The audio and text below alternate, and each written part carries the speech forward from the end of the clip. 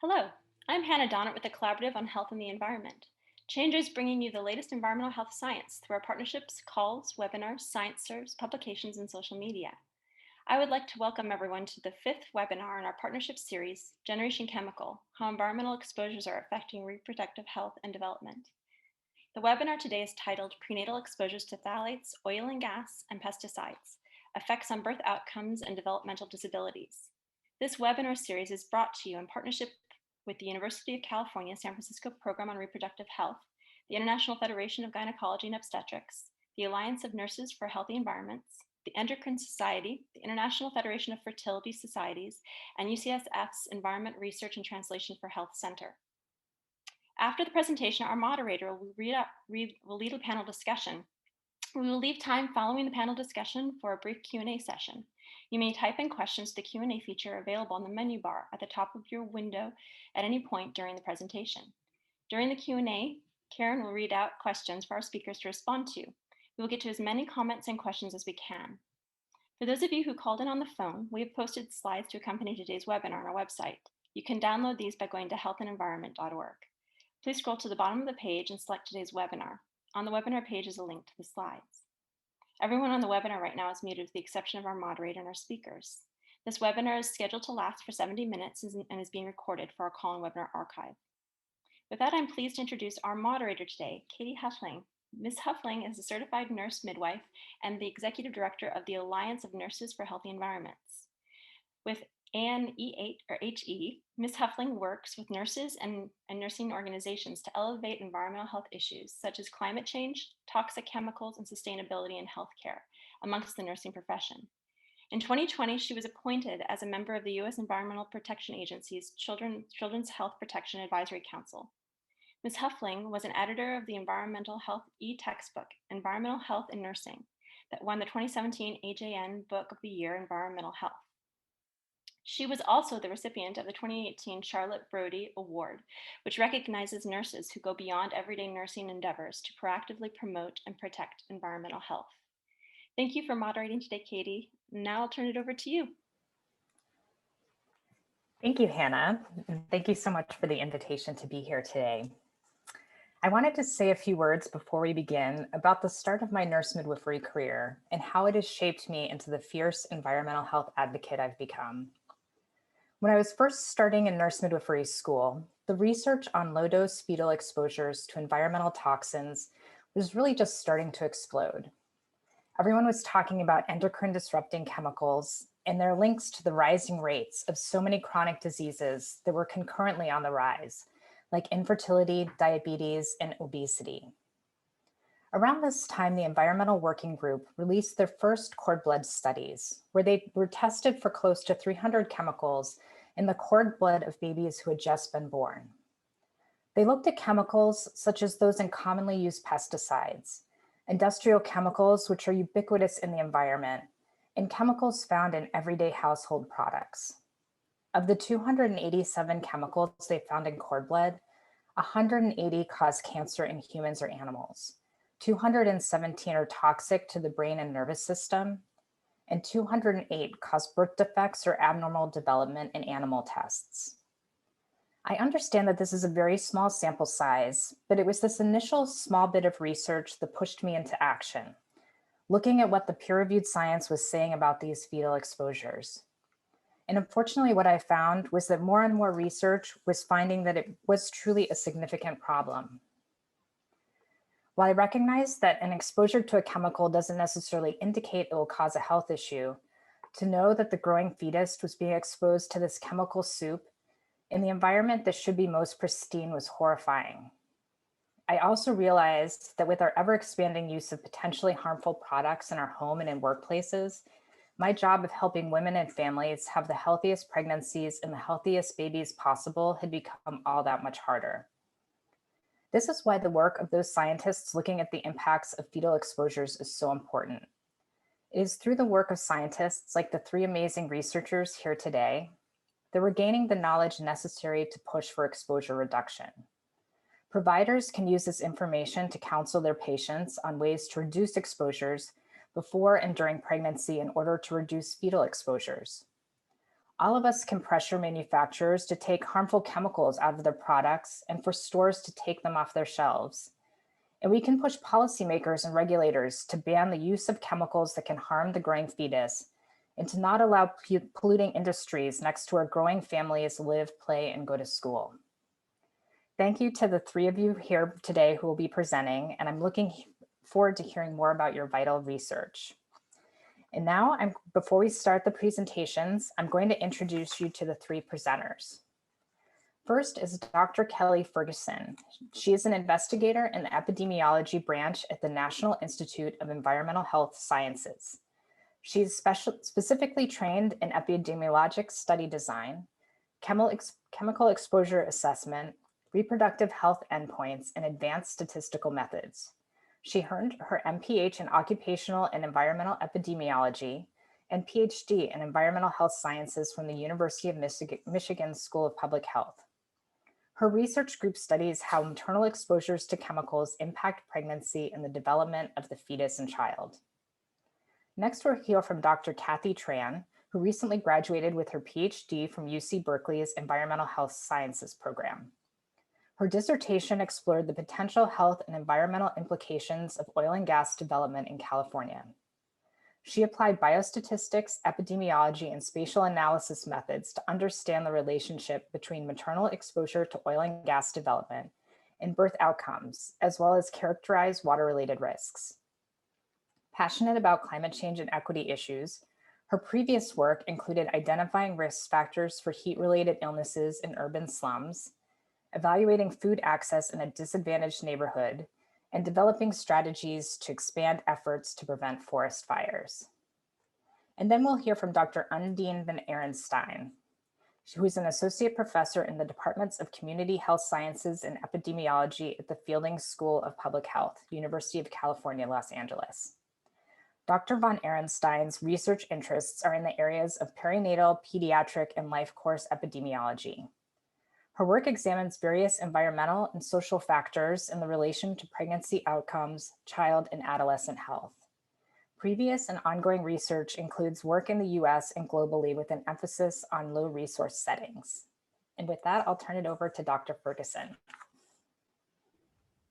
Thank you so much, Katie, for the introduction, and thank you for the invitation to share some of my work today. I actually gave a CHE webinar, I think it was 3 years ago now, and I talked a little bit about the work I had done thus far and the relationship between phthalate exposure and pregnancy and preterm birth. So today I'm going to be giving a little bit of an update on that work, talking about some recent findings and future directions in this research area. I want to start off by highlighting the overall goal of my research group. So I'm really interested in improving the understanding of how the environment impacts pregnancy as well as childhood health. And this research falls into this paradigm of investigating environmental exposures, particularly non-persistent chemicals that we're exposed to on a daily basis, mechanisms focusing in on oxidative stress and inflammation in the mother during pregnancy, adverse birth outcomes, as well as childhood health outcomes. And I'm going to focus in today on telling you the work that I've been doing examining phthalate exposure in pregnancy in association with preterm birth. So many of you on the call are probably familiar with phthalate exposure. Phthalates are chemicals that are used commonly in a number of personal care products like shampoos, lotions, deodorants, and they're also used to soften plastics. So they're found in vinyl flooring and shower curtains, as well as a lot of food and beverage packaging materials. We are readily exposed to phthalates on a daily basis through ingestion of contaminated foods and beverages, through absorption through the skin, and through inhalation. And once phthalates make their way into the body, they are metabolized pretty rapidly over the course of a couple of days. And they are excreted in the urine. And in order to assess human exposure to phthalates, we measure metabolites in urine samples. Detected levels of phthalate metabolites in urine samples worldwide indicate very widespread exposure.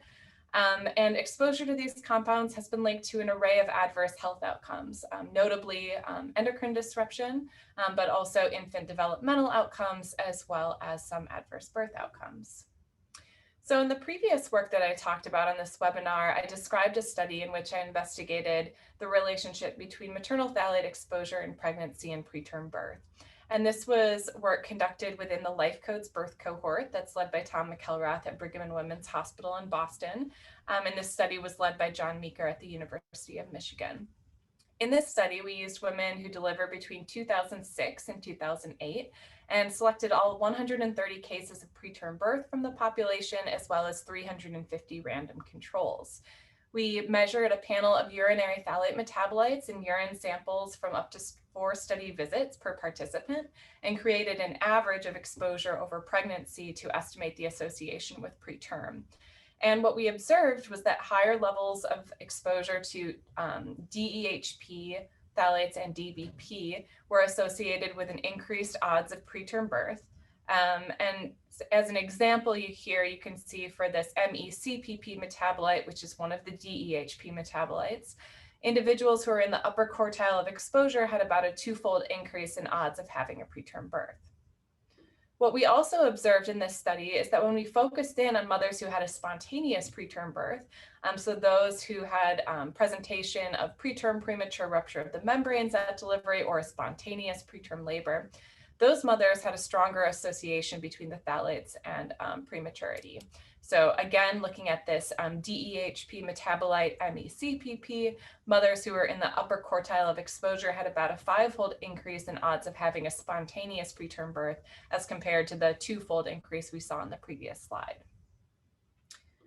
So in 2016, I came to NIEHS and I had a number of additional questions that I wanted to address in this research area. And one of the first ones was whether or not these associations hold in other study populations. Here I'm showing you a table of some, probably not all, of the studies that examine the association between prenatal phthalate exposure and preterm birth. And I'm giving you the reference, the sample size, as well as the number preterm in parentheses, the time points at which urinary phthalate metabolites were measured. And then in these 2 final columns, I'm listing the metabolites that were positively associated with gestational age, so the opposite direction that we hypothesized, and those that were inversely associated with gestational age. And blank cells indicate null associations in this table.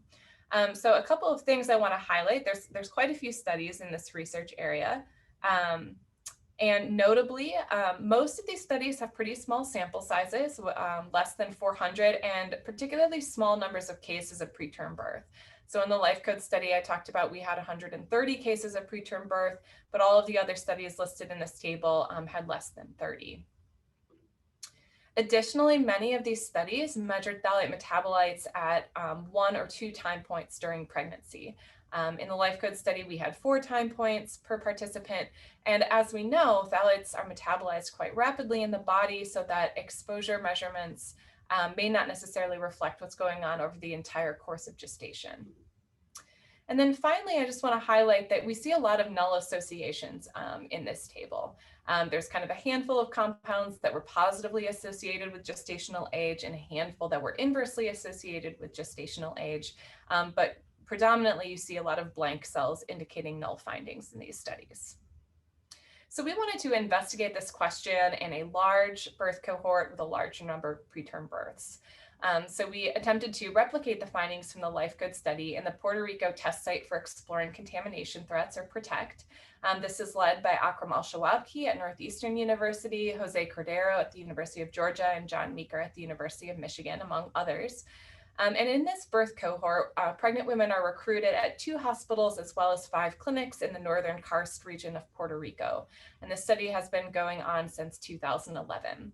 It's restricted to women without medical complications, and we have biological specimens collected at 3 time points during pregnancy, at which time we measure urinary phthalate metabolites.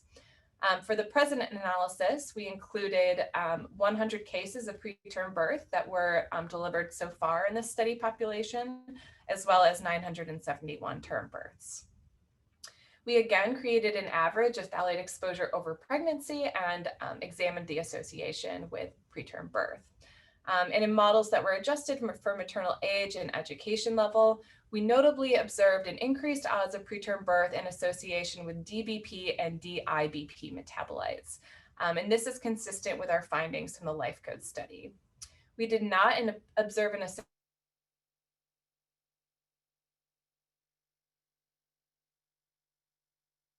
other study populations. So in response to this question, do these associations hold in other study populations? Not consistently, but in recent data from a large cohort, yes, for DBP and DIBP metabolites. The other question I wanted to examine was what risk factors make pregnant women more vulnerable to phthalate exposure? And I hypothesized that concurrent exposure to psychological stress during pregnancy would increase the association we observed between phthalate exposure and preterm birth. So I investigated this question within the Infant Development in the Environment study, or the TIDE study. And in this study that is led by Shauna Swan, Sheila Satyanarayana, Emily Barrett, Ruby Nguyen, and Nicole Bush, we examined urinary phthalate metabolites at up to 3 visits in pregnancy. And we also assessed psychological stress via questionnaire at 3 study time points. In the present analysis, we had a smaller sample size, but we had 57 preterm births as well as a little over 600 controls. The associations between average phthalate exposure over pregnancy and preterm were imprecise because we have kind of smaller numbers of preterm birth. But you can see here that the odds ratios were elevated in association with the same compounds that we observed in the LifeCode study. So the dibutyl phthalate metabolite, the diisobutyl phthalate metabolite, and the DEHP metabolites were all associated with an increased odds of preterm birth. In addition, in this study, we assessed via questionnaire at each visit whether or not participants experienced stressful life events during each trimester in pregnancy. So these are listed here in these bubbles. These stressful life events could be summarized as any stressful life events versus no stressful life events occurring during pregnancy. And we created logistic regression models of phthalates and preterm birth stratified by this binary variable to examine the impact of stress during pregnancy on our phthalate preterm birth associations.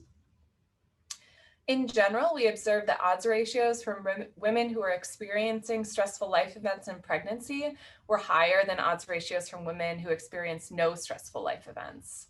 And specifically, the test for interaction showed that the difference between groups was significant for the DEHP metabolites and for MCNP.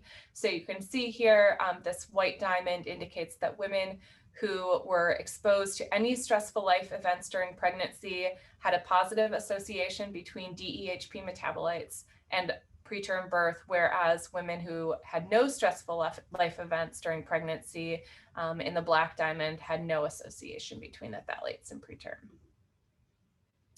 So what risk factors make pregnant women more vulnerable to phthalate exposure? In the TIDE study, we observed that simultaneous exposure to psychosocial stress in pregnancy. And the final question that I have in this research area is, are there threshold effects or cumulative effects of exposure to phthalates on risk for preterm birth? To address this question, I decided I needed a much larger sample size, which motivated me to start the pooled study of phthalates in preterm birth. In this study, we contacted all investigators in the US who had published on prenatal urinary phthalate metabolites. So all but one of the studies that we contacted responded to us and agreed to contribute data. So we have 16 cohort studies total that are going to be included in this pooled analysis, and they're listed here sorted by sample size. So this population is going to be about 6,000 women, and about 460 of them had a preterm birth. And so within this pooled study population, we're going to address the questions: what are the specific windows of vulnerability to exposure during gestation? Are there differences in exposure outcome or exposure outcome associations by race and ethnicity?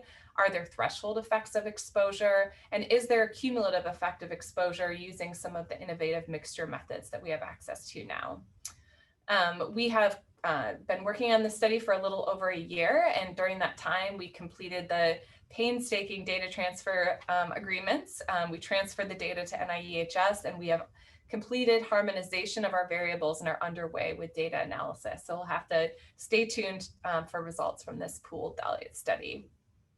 And I want to thank many collaborators for this project, including those from the LifeCodes cohort, the Protect cohort, the TIDES cohort, and from the pooled study of phthalates in preterm birth, as well as my funding sources from the intramural research program at NIEHS, and of course the mothers and their babies who provided data for this study. I am a new mom myself. This is my daughter Maggie here. So I know how much participating in a study can be when you're already doing something pretty big. So thank you so much, and I'll be happy to answer questions either in the chat or in the Q&A session. Great, thank you so much, Dr. Ferguson. While we're waiting for our next speaker to pull up a presentation, I'd like to remind you to start submitting your questions through the Q&A feature available on the menu bar at the top of your window. We'll begin the Q&A session after the panel discussion. Great, Dr. Tran, feel free to take it away.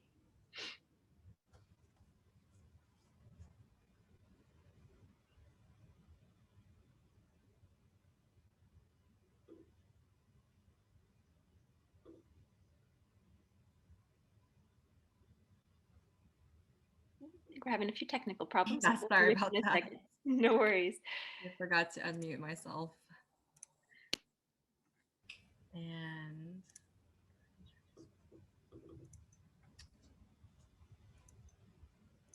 okay, sorry for the delay.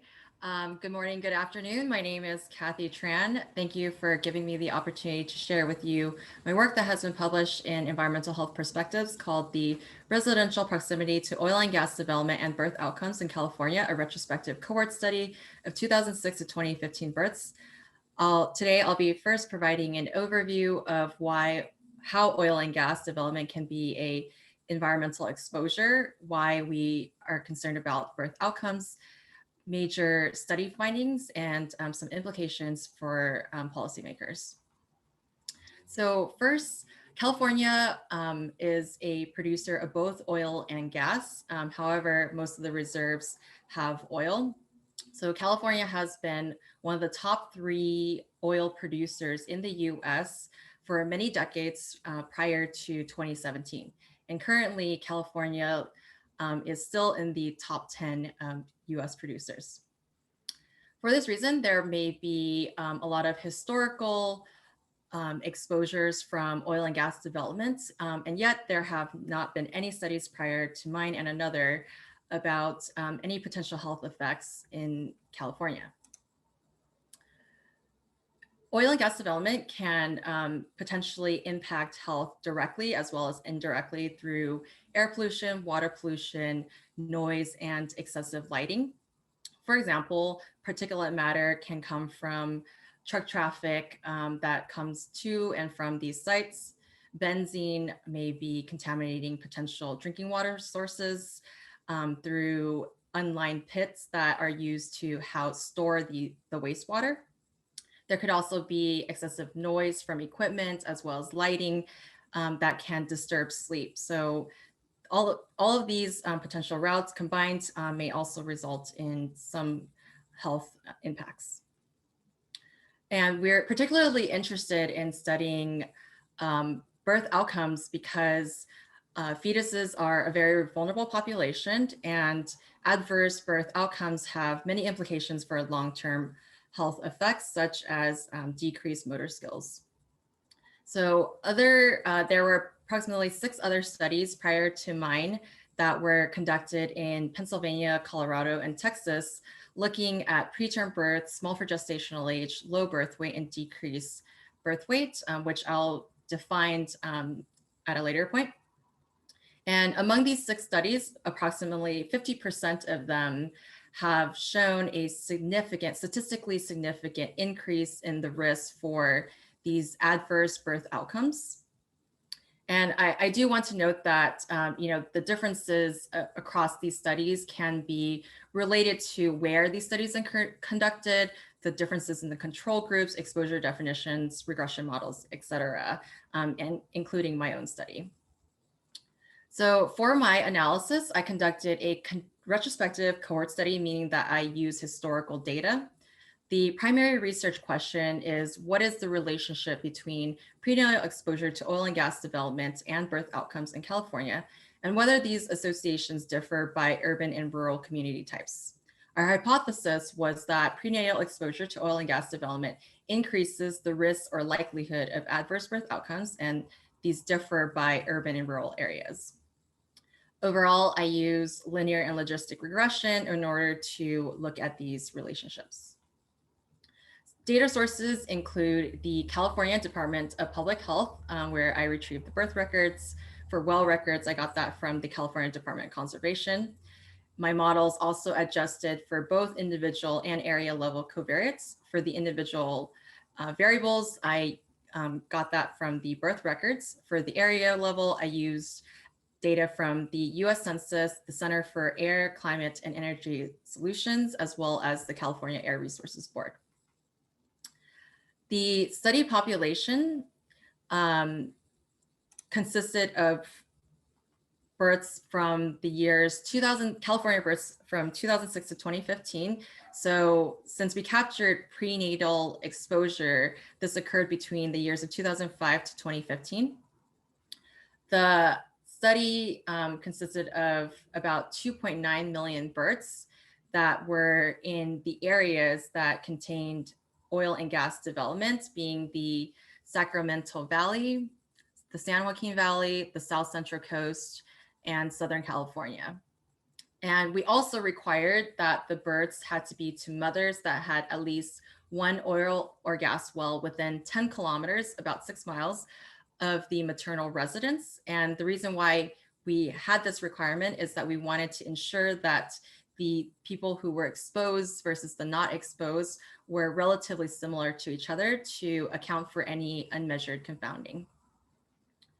The birth outcomes include low birth weight, which is defined as have birth weight less than 2,500 grams. Preterm births are those that were born before 37 weeks of gestation. For small for gestational age, these births weighed less than the sex-specific 10th percentile of weight for each week of gestation. And term birth weight are those for those that are born after 37 weeks, and we looked at the weight in grams.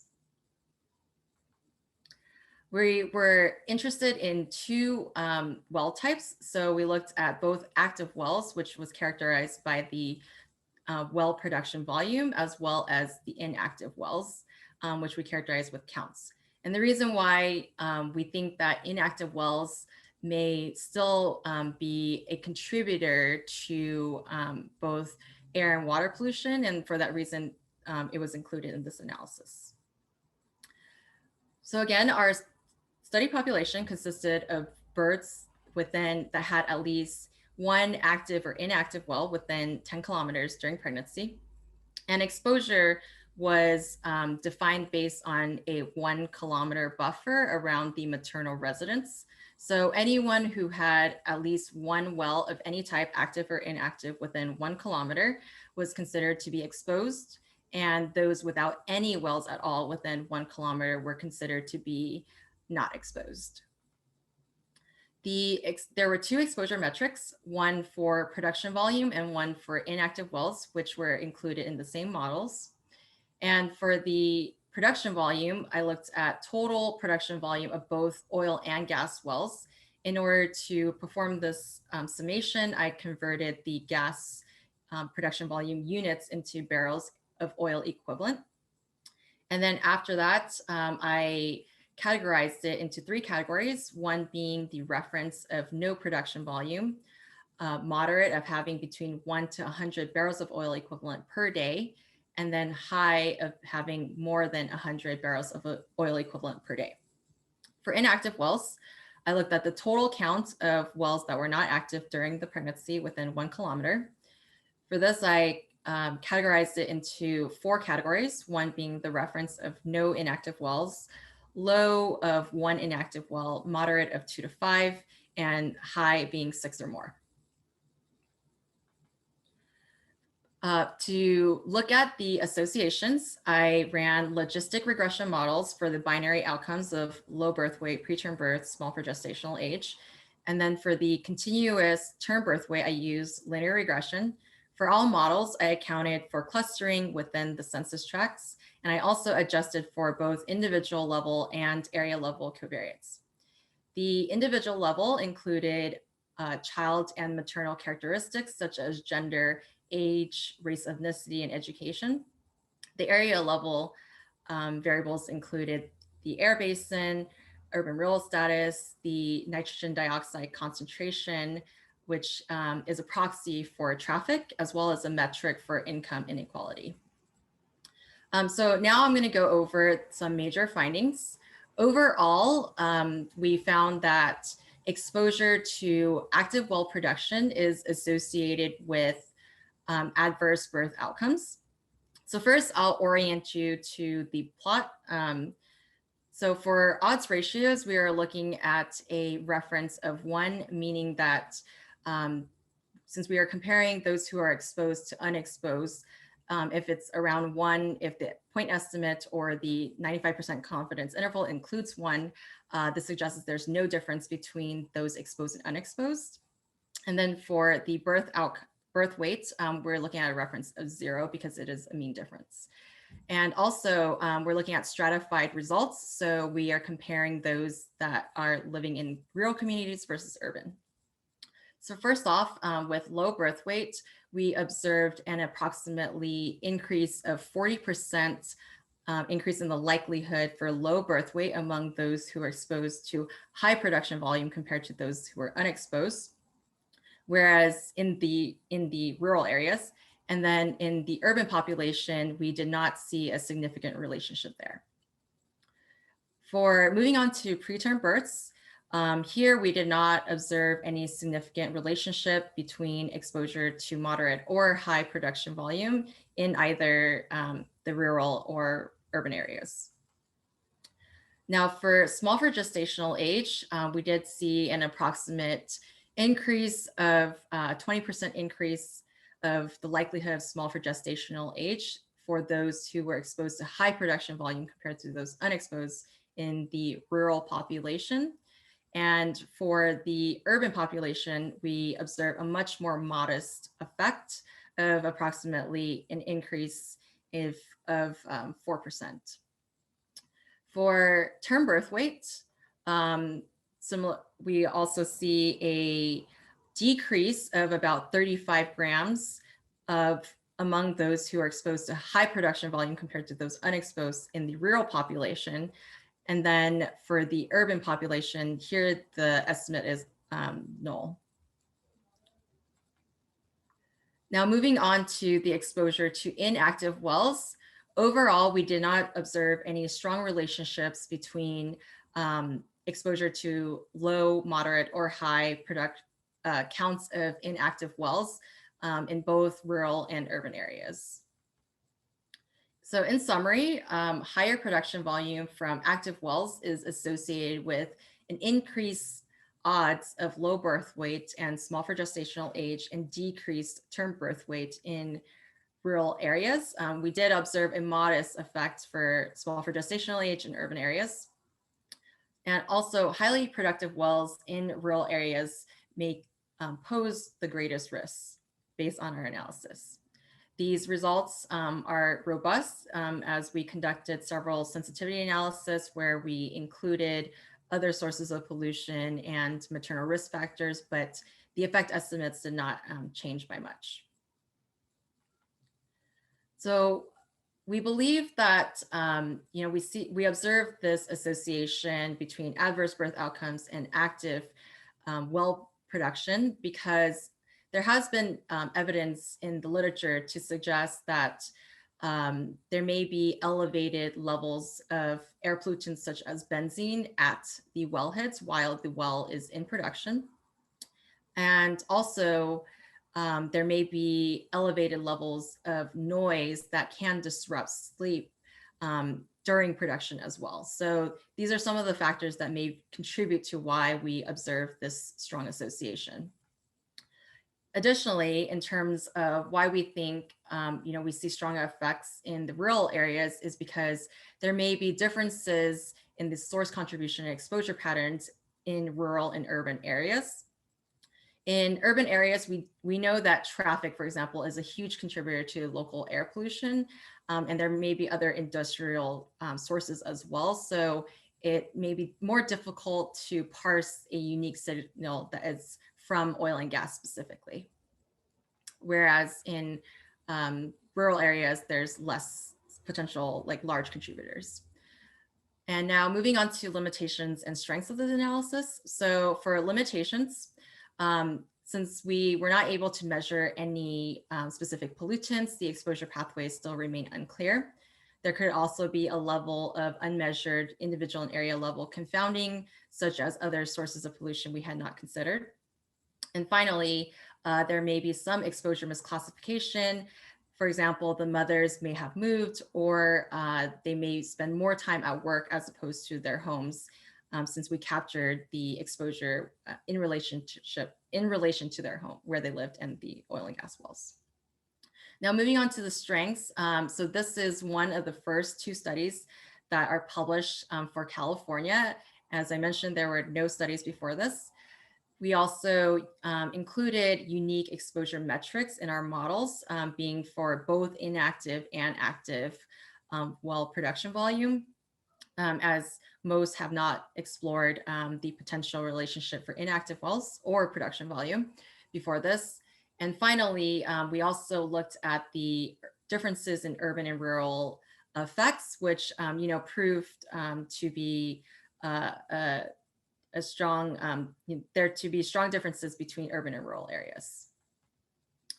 So my research can inform certain aspects of regulatory decision making. For example, we did show, based on our analysis, that living within 1 kilometer or 6 miles may have some implications for health. And for that reason, regulatory agencies may consider increasing air and water monitoring efforts in and around these wells, as well as updating any setback distances. And in rural areas, there are probably some populations that may be more sensitive to certain environmental exposures. So this should also be considered in the policy development. And finally, for future studies, researchers should also consider including production volume into their analyses. And with that, I'd like to thank you. You can find this paper on the Environmental Health Perspectives website. Thank you. Thank you so much, Dr. Tran, for this great presentation. While we're waiting for our final presenter to pull up our slides, I would just like to remind you again, feel free to put in your questions in the Q&A. We're getting lots of good questions coming in now. And we will move on to Dr. von Reinstein's presentation. Great. Thank you so much for having me and giving me the opportunity to talk about this work and the study that we conducted in California. So I want to give a brief background overview and then focus on the study in California on pesticides in relation to autism risk, and end with some conclusions. So on the background, so autism is a severe developmental disorder or a set of disorders characterized by typical socialization, restricted interests, and repetitive behaviors. And a prevalence increase has been observed, and other research has indicated that this increase cannot be entirely explained by changed diagnostic and ascertainment of cases. There is this suspicion and research out there indicating that genes, obviously, but also the environment plays a role. And genetic studies in twins especially indicated that there may be a substantial environmental contribution in the risk for the development of autism. And still, there is limited knowledge out there on non-genetic factors. At the same time, the public actually has raised concerns about environmental linkages with autism, and particularly during early development, pregnancy, and very early life. And that's where the focus in the research has been going towards, that is prenatal and early life environment, and especially with in relation to exposure to environmental toxics.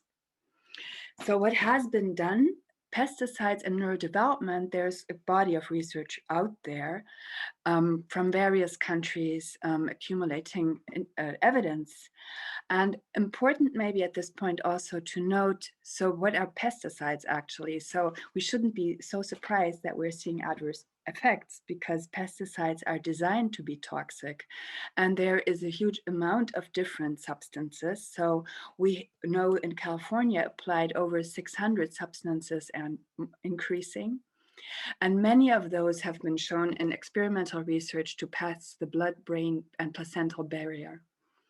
So accumulating research from various countries has been conducted and shown that prenatal exposure to a number of pesticides is related to different types of indicators of neurobehavioral, mental, or motor development. And additionally, commonly used pesticides have been examined in experimental laboratory research and have been shown to a biological basis has been identified that it could be causally related to neurodevelopmental impairment. So what do we know for autism spectrum disorder?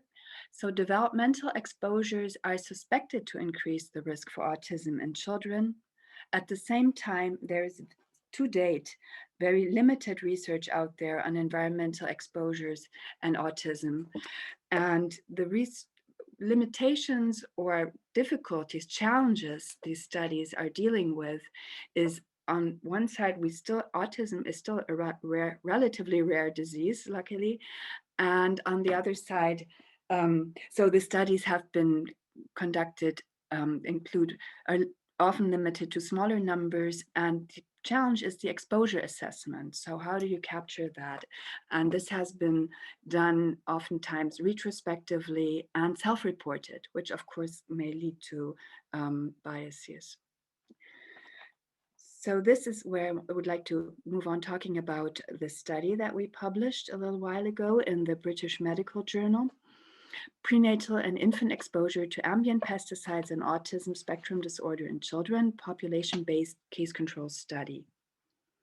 And the objective of our study was to examine associations between early developmental exposure to ambient pesticides and autism spectrum disorder.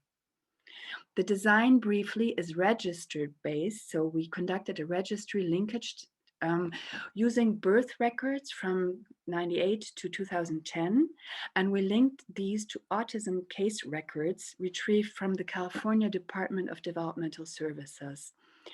And this is based on the Diagnostic and Statistical Manual of Mental Disorders, and we used additionally a classification of intellectual disability, which at the time was captured as mental retardation.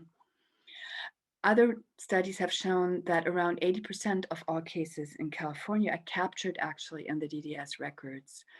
And they have been also shown to have high specificity, which is relevant, important for case control studies. Also important is that access to the DDS services is independent of socioeconomic status, race, or ethnicity, or any other demographic characteristics. We use these records to link them to birth records. And in addition, so it's a case control design, so our population controls were selected frequency matched randomly from birth records 1 to 10. So this allowed us basically to have really a very large sample size. And this whole study is focused on the population in the California Central Valley, which is known for high pesticide use. And we ended up in our analysis with almost 3,000 autism cases and over 35,000 population controls. And key part of our study is our exposure assessment. So we used a GIS-based tool that combines pesticide use reports, which are mandatory for agriculture applications in California, and combined these with other information from land use surveys by the California Department of Water Resources. So this allowed basically a more sophisticated exposure assessment, which is not based on self-report, obviously. We defined exposure, prenatal and infant exposure, based on the amount monthly pounds applied per acre during developmental periods. We used a 2,000 meter, 2 kilometer buffer around the maternal residential address. And we defined exposure as ever or never during the developmental period to specific pesticides. And the developmental periods that we considered was preconception, so 3 months pre-pregnancy, which is meant also to capture conception, pregnancy, and first year of life. And we also made it a priori decision that we would use, how do we now select the pesticides that we analyze? So we decided to use, among those 25 top used chemicals, select those based on review of existing literature, those with previous experimental evidence on neurodevelopmental or neurotoxic effects, biological effects. And we ended up with 11 substances in our analysis. And this is an example for glyphosate. So you see the visualization of the quantitative information that was captured in our GIS system for glyphosate. And you see the darker areas represent the higher concentrations. And overall, it pretty well represents the agriculture areas across the Central Valley. And this is just a little impression of the trends of pesticide use in California during the time period that we considered. And one maybe point out glyphosate here with this hugely increasing use over that time period and continuously being the top used pesticide, herbicide. Our analysis is mainly based on a multivariable logistic regression, adjusted for various potential confounders, including air pollution. And the main exposure definition that we use, as I mentioned, is ever versus never. So moving to main findings. Briefly, the characteristics of our study population. We see, as we know, autism is more prevalent among males, and this is what we are seeing here as well. And also what we are finding compared to controls, we see a higher representation of white Caucasian women and a lower representation of Latinx.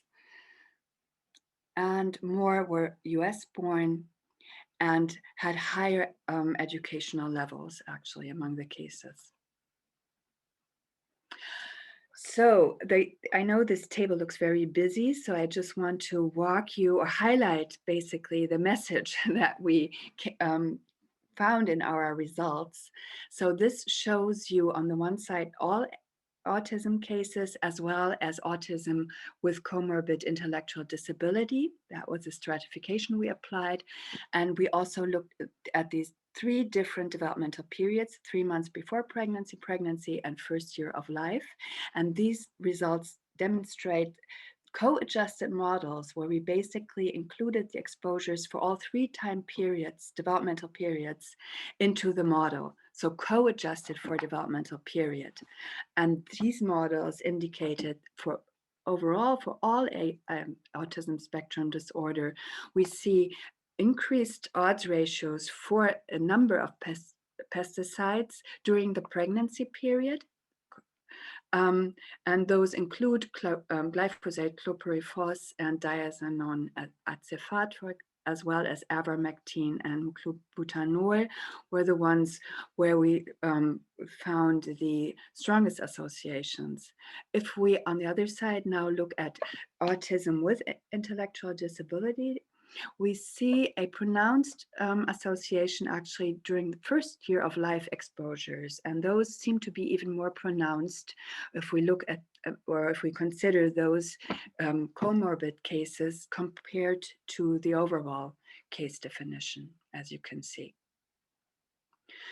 And this is another type of way of looking at it, and that means we're not co-adjusting for the developmental periods. We consider them separately here, pregnancy and the first year of life. And we see associations between, around 10% increases, small to moderate increases is what we would say for a set of the pesticides, including the same that I had just mentioned. And what you can also see here, the second type of odds ratios on the right side, I should actually use this, is is co-adjusted for all substances in the model. So here we co-adjust for all pesticides, and these are single substance models. So highlighting those. And finally, this is the results I just showed you were for all ASD, and these are the ones with comorbid intellectual disability.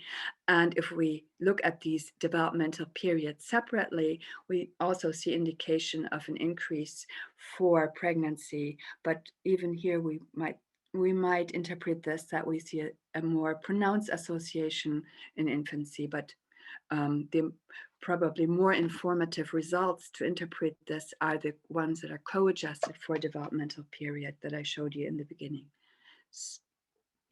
So to summarize the results, we find small to moderately increased risk for autism spectrum disorder with prenatal exposure to several organophosphates, including chlorpyrifos, diazinon, malathion, parathyroids, permethrin, and bifenthrin, as well as to glyphosate, avermectin, and methylbromide. And for autism spectrum disorder with comorbid intellectual disability, we saw indication for pronounced risks for exposure during the first year of life. Briefly, some strengths and limitations. So strengths, our exposure assessment tool, which is not relying on self-report, which is really a major advantage in case control designs. Registry-based means we avoid participation bias, and we can include a much larger population of cases and controls. As well, another strength is that we selected pesticides for our analysis a priori based on existing experimental evidence of neurodevelopmental or neurotoxicity.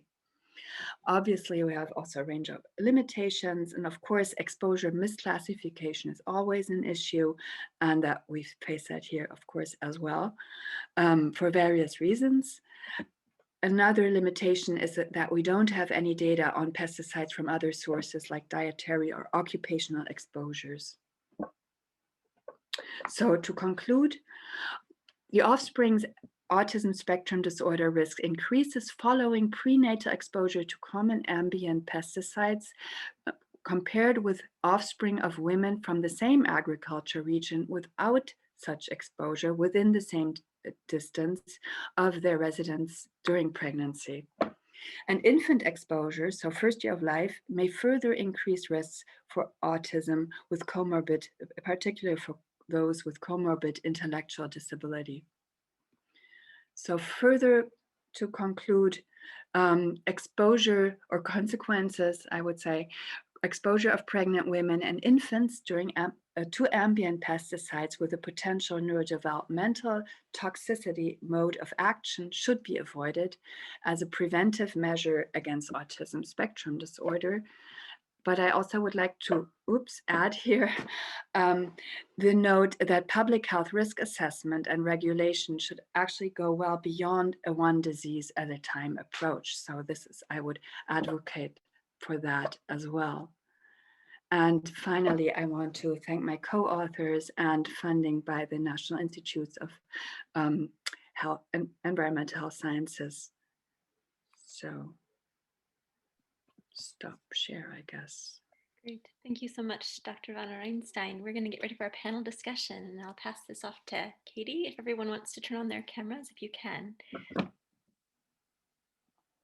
Thank you so much to all of our presenters. All of your presentations were just fabulous, and I know I learned a lot, and I already see tons of questions popping up. So I know folks on the line have lots of questions.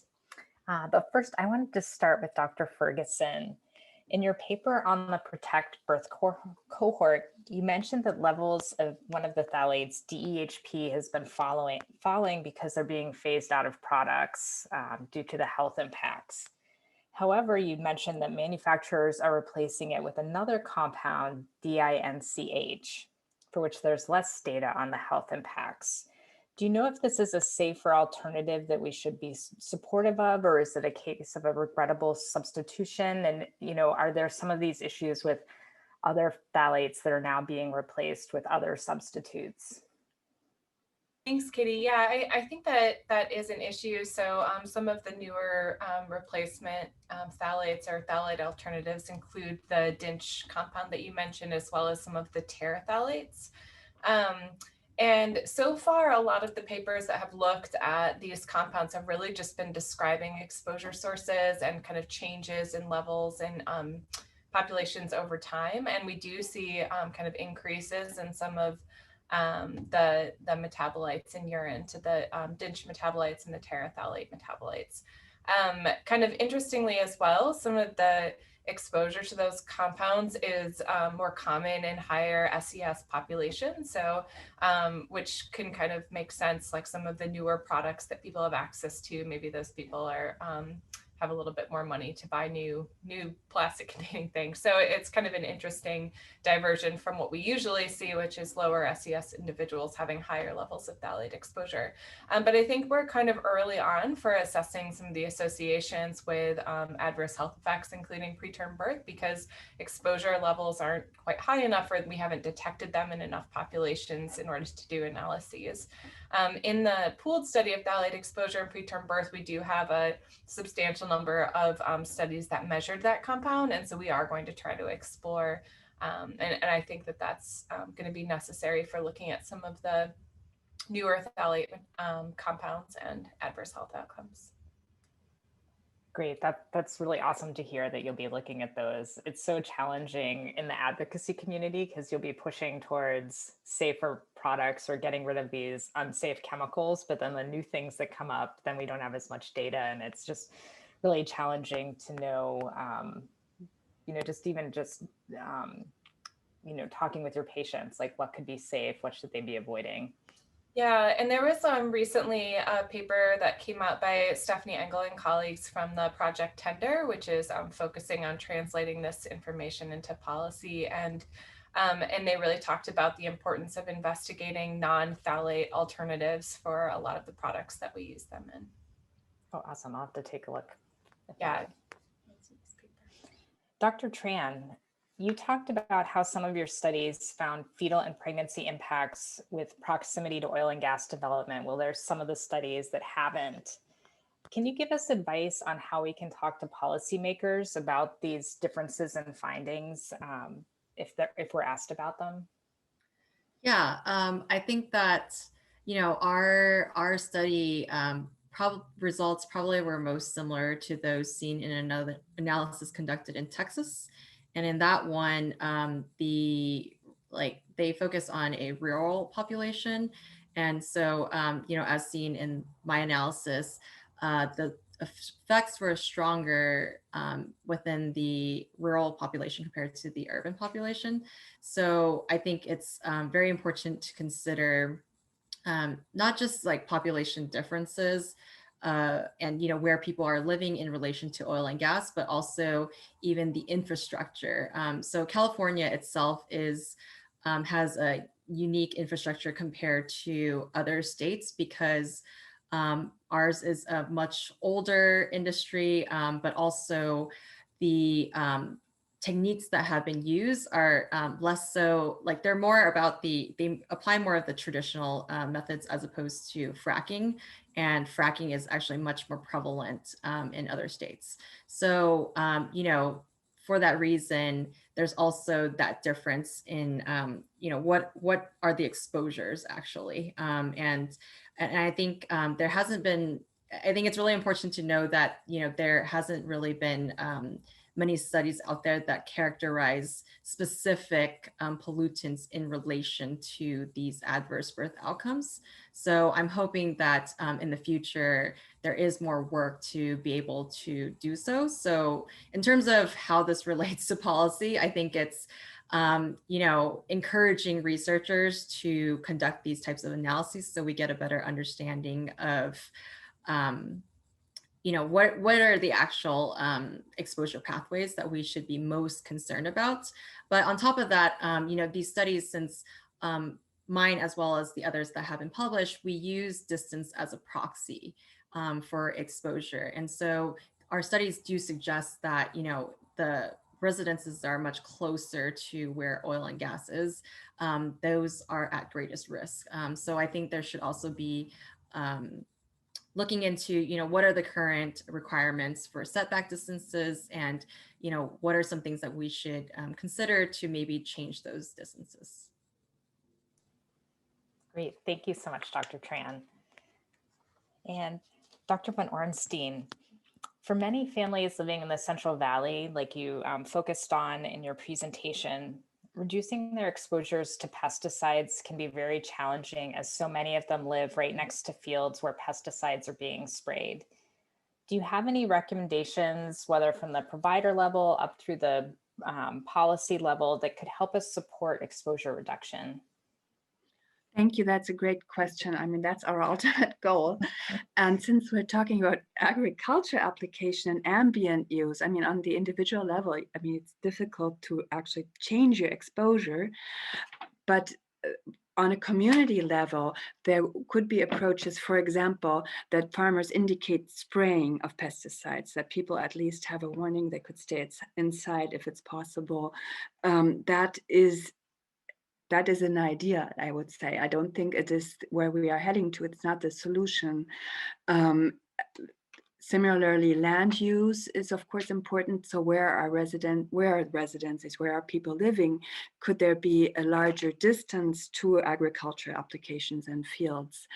But still beyond that, ultimately, I would say our goal, given the evidence that's out there, and not just on autism, but on other outcomes, we know that the goal is to reduce pesticide application, pesticide use, of course, and to support a more sustainable agriculture would be my pledge actually here, where we also worry about other issues, including biodiversity, for example, so which has another connection with health, with human health and population health. So I think this is really I would hope to approach this more comprehensively on a more, on that level. So, right, on a higher policy level, I think would be the goal, and to empower communities actually also to move in that direction. So Definitely. Thank you so much. And it looks like we've run out of time for our panel discussion here. So I will turn it over to Karen for questions from the audience. Great. Thank you so much, Katie, for the panel discussion and the speakers. So I am going through some audience questions. If there's anyone else who has a question, please enter it into the Q&A and I will get to them. Let's see, Dr. Ferguson, we had a couple of questions about your pooled study. Will you be looking at other chemicals like phenols and other health outcomes? Yeah. Thanks for the question. Yeah, so no, we are not planning on looking at other chemicals in this pooled study, or right now we're not planning on looking at other outcomes. The reason for that is that the mix of cohorts becomes different. Like, for example, if you're including bisphenols, there are some of these studies that haven't measured them, and there are other studies that did. So we're not really getting a good capture of like what existed at the time when we designed the study. But the echo cohorts will theoretically be able to address some of those questions by pooling data from all of the studies that are involved there. The reason that I didn't conduct this analysis within the ECHO cohort is that actually some of the studies that I'm involved in are not part of ECHO, and I wanted to get a representative picture of all of the studies that have been published that had prenatal phthalate data to look at the association with this outcome. And so I kind of went about it in my own way. Okay, great. Yeah, we actually had a couple of questions for you about mixtures. So how do you control for other possible exposures like parabens, BPA, air pollution, etc., which might also have effects on preterm birth? And, you know, Yeah, there was also a question on on whether or not you would be trying to identify mixture effects in your pooled data.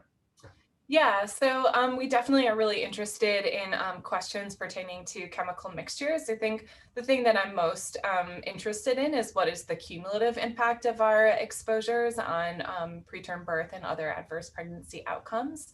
And so the method that we're planning to implement in the pooled study is has been developed by Alex Kyle at the University of North Carolina. And that is the quantile G computation approach, which is similar to weighted quantile sum in its interpretation. So it's basically estimating the change in your outcome per a quantile increase in all of your exposures within the mixture. So that's the method that we're planning on using in terms of thinking about parabens and in the existing studies and whether or not we have confounding by those other exposures.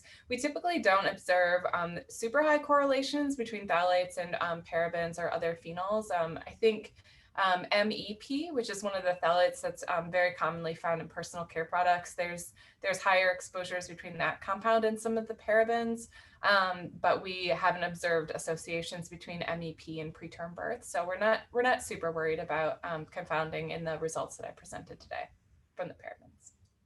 Great. I'm just going to get all the questions that were for you, Dr. Ferguson. Can you shed light onto the pathophysiology behind phthalate contribution to preterm birth, and what are the proposed mechanisms that may be contributing to this association? So one of the things that we have been investigating specifically is the role of inflammation and oxidative stress in that relationship. In our previous work, we found associations between phthalate exposure and oxidative stress biomarkers, and also between oxidative stress biomarkers and preterm birth with significant mediation through that pathway. So we're trying to disentangle that a little bit more and understand, we have like one biomarker that we examined in that mediation analysis. And so we're trying to get a better understanding of what physiological changes are happening in response to phthalate exposure that could be leading to preterm birth. Okay, great. Thank you. Dr. Tran, we had a question for you. Do you have an explanation for why you observed associations among rural populations, but not urban populations?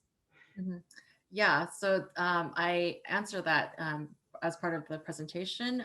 So what we believe is that maybe there are differences in what is contributing to the overall air pollution. So for example, if traffic and certain industrial sources contributes maybe 80% of the air pollution, local air pollution, then oil and gas would not be such a huge contributor. So you won't necessarily see effect, even if there are still pollutants coming from oil and gas. Whereas in rural areas, maybe oil and gas contributes like 30% or 50% of the overall local air pollution. So that might be a greater source. And so we're able to parse those differences between those who are exposed versus not exposed. Another factor is that there are some studies that have seen, if people are already exposed to like high levels of pollution, they may be less sensitive if you have introduced an additional air pollutant. So, this might be what we're observing in urban areas where, air pollution levels are consistently higher in urban regions as opposed to rural areas. So for rural areas, for example, if there's a boom in oil and gas development, then that may, have a much like higher like level of overall air pollution. And then, so for that reason, that might be a contributor to why we see stronger effects in rural areas. Yeah, we also had another mixtures question, maybe for you, Dr. Tran. In the Central Valley, families are exposed to oil and gas and pesticides. So combining two of the talks today. Yeah. And these are both air pollution issues. Have you, or are you aware of studies that are looking at what happens when there's a combination of oil and gas and pesticide exposures? Yeah, I think a great point that Ondine brought up during near the end of her presentation was that, we shouldn't be looking at exposures independently. And I think that's the problem. It's that one is, there's already limited resources in terms of how we can measure air pollutants, for example. And the other issue is that, it's also a real challenge to get like individual level exposure information, right? So how do we know how much of, for example, is coming from pesticides versus air pollutants? And so I think one is if we can better characterize what are certain, key pollutants or hazards that are related to each source of exposure.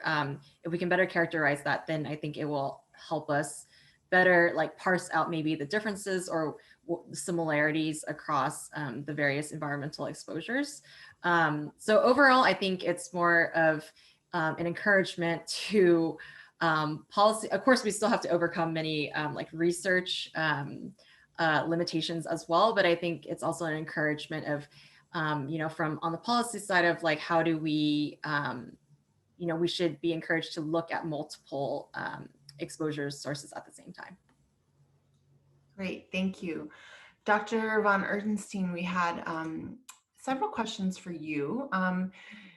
Do you, some people were asking about other sources of pesticides. Are you aware of any research on, pesticide manufacturing facilities? And we had another question about residential pesticide use in urban areas. Thank you. Yeah, very important issues. So there are some studies out there on residential use, and not so that there is a bit of research out there. The reason why we didn't have access to that information, and there isn't a comparable data source for residential use. It's much more difficult to get that, and for a larger sample for autism, it's very challenging, or for most health outcomes actually, and yeah. So, and for pesticide manufacturing, I'm actually not really aware of what's out there. So, but it's a great issue. I mean, yeah, so a great important topic. And I guess it's not weighing, I think it's not weighing against saying what is more important than. I think it's both important, and we can basically do the research where we have data access available. So that's more the reason to focus on certain types of exposures. So like also Kathy was saying, it would be great if we had this in multiple exposures at the same time, and we could be more integrated. But yeah, getting the access to that or having the data is challenging. Yeah, always a challenge. We had another question about someone who was part of a long-term indoor air study on pesticides, and there were significant levels in the indoor air, and both of their children experienced significant neurological, reproductive, and psychological health effects. And I think the question was about, is there a long-term follow-up on, just on people who have been exposed beyond just when they were as children? Also a great question. I mean, that is of course very important, but I would probably say if we had this data, if we had these types of cohorts, we would probably we would be very happy. It's even, having a long-term, or this even, going from pregnancy to childhood is already, harder, because you need, of course, to have a long-term follow-up over many years, and going to adulthood, or that's very rare. I mean, there are very few studies out there that are able to do this. So of course it would be desirable, but yeah.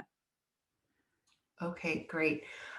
We had another question about, are any of the pesticides that you studied mutagenic?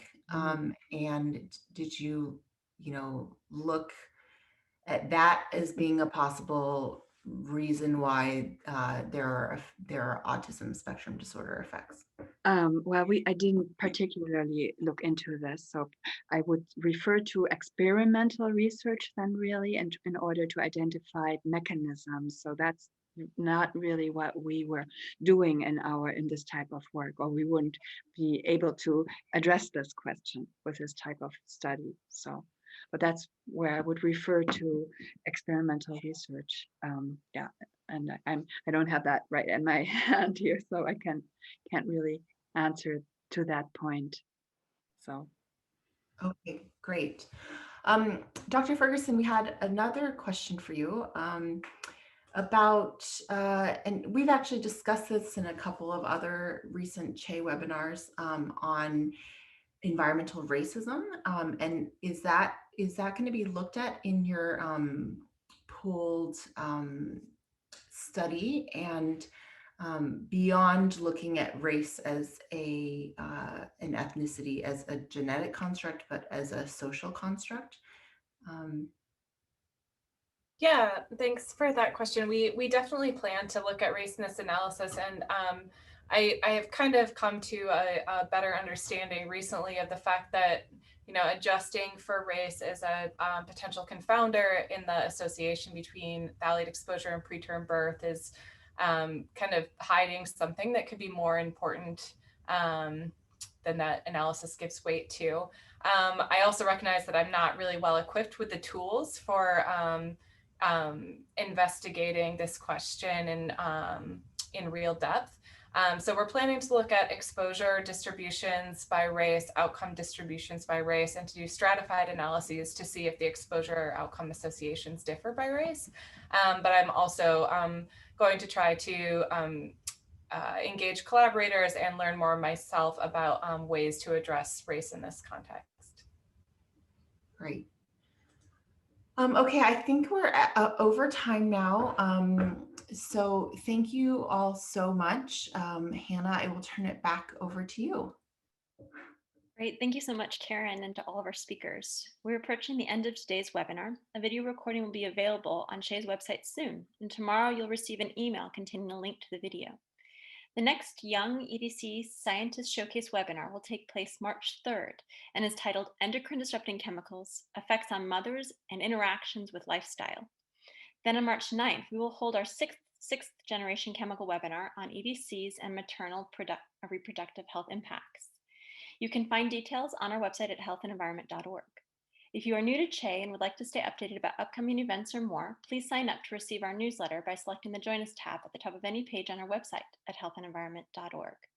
Additionally, if you appreciate these CHE partnership webinars bringing you the latest environmental health research for free, we encourage you to support CHE's ongoing work by making a tax-deductible donation via our secure website. Again, our website is healthandenvironment.org. With that, I would like to thank our speakers, Katie Huffling, Kelly Ferguson, Kathy Tran, Undine von Reinstein, for taking time today to present, and to you, Karen, for your excellent moderation. Thank you so much for joining us. We're wishing everyone much health and wellness. Have a great day.